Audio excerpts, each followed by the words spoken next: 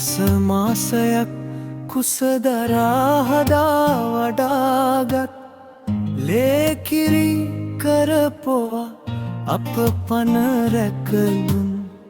ලෝකෙට උතුම් සම්පත වුණ මෑණියන්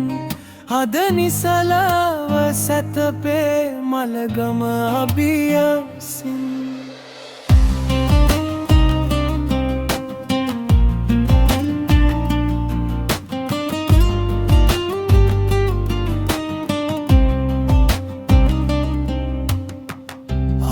කර ගණනක ඉඩකඩ තිබුණත් නෙදා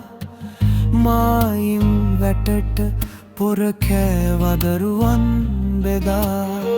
මහන්සියෙන් තැනුවේ මහගෙදර පවා නොසලකා හැරියම්මව පනමෙන් හදා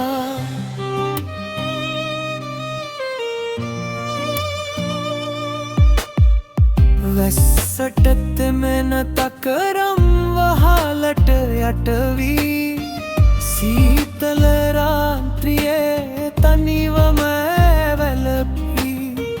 බඩගින්නට යමක් පවා නොමැතිව තැවී අවසන් සුසුම හෙළුවා තනිකම හමුවේ දැවී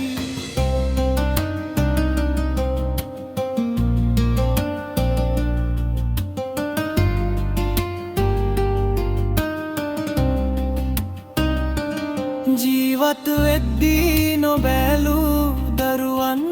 අද ඇවිත් බොරු කඳුලින් හඬයි මල සිරුර ළඟ රැඳී අන්තිම කැමැත්තෙන් ඉඩම ලියන්නට කලින් මෑණියෝ නික්ම ගියා නොකියාම අපෙන්